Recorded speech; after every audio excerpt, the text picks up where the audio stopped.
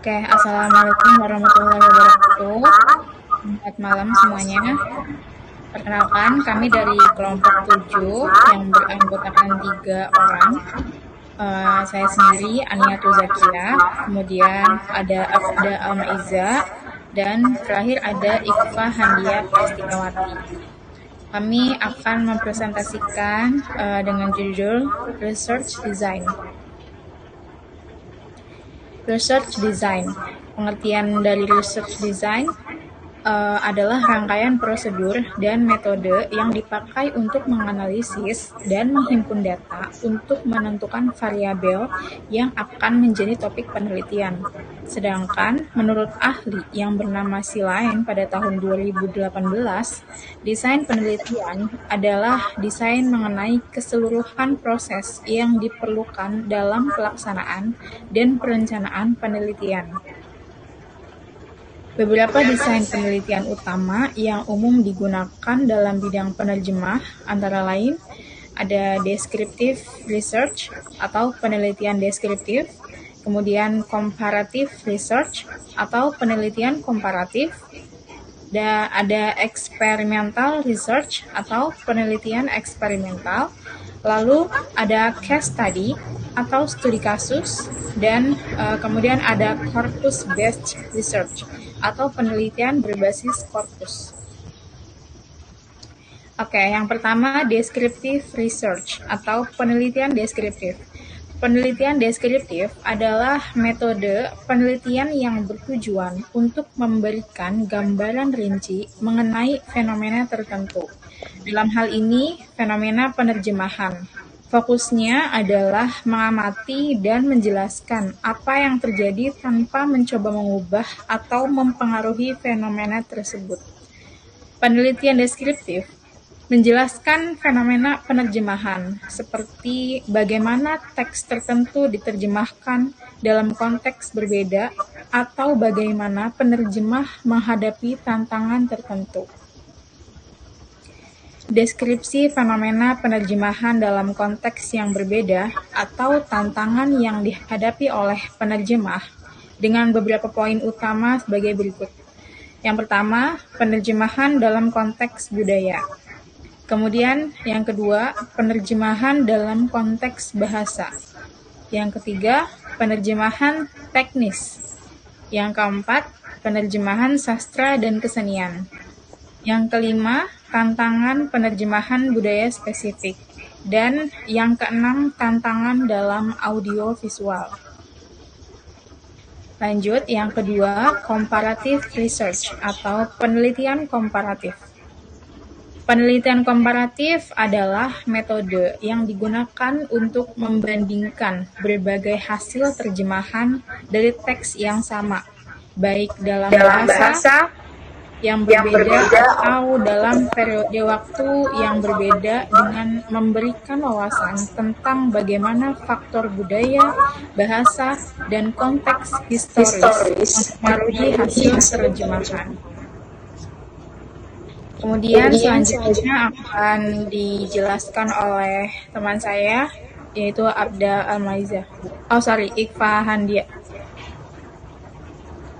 Baik, saya akan melanjutkan presentasi ini. Beberapa poin penting dalam perbandingan ini meliputi: yang pertama ada perbedaan budaya, yang kedua ada perkembangan bahasa, dan ketiga pendekatan penerjemah, dan keempat ada pengaruh sejarah dan politik. Contoh konkret adalah karya sastra klasik seperti The Odyssey atau Hamlet yang diterjemahkan berulang kali ke berbagai bahasa. Setiap terjemah mencerminkan perspektif baru tentang makna teks, gaya bahasa, dan relevansi budaya pada masanya. Yang ketiga ada experimental research, penelitian eksperimental.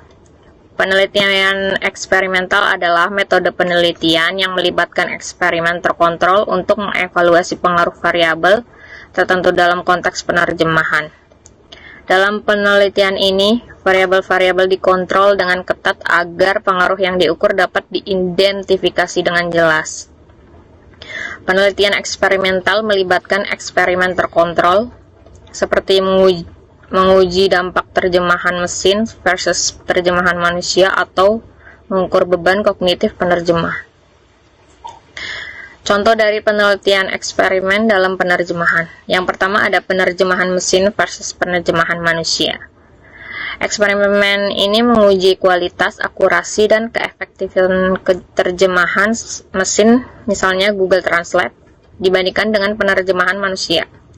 Penelitian mungkin mengukur seperti keakuratan terjemahan, kelancaran teks, dan waktu pengerjaan. Dan yang kedua ada beban kognitif penerjemah. Penelitian ini mengukur beban mental yang dialami penerjemah manusia saat menerjemahkan teks, terutama yang melibatkan aspek sulit seperti terminologi teknis atau teks sastra. Metode pengukurannya meliputi waktu penyelesaian, eye tracking, dan pengukuran psikologis.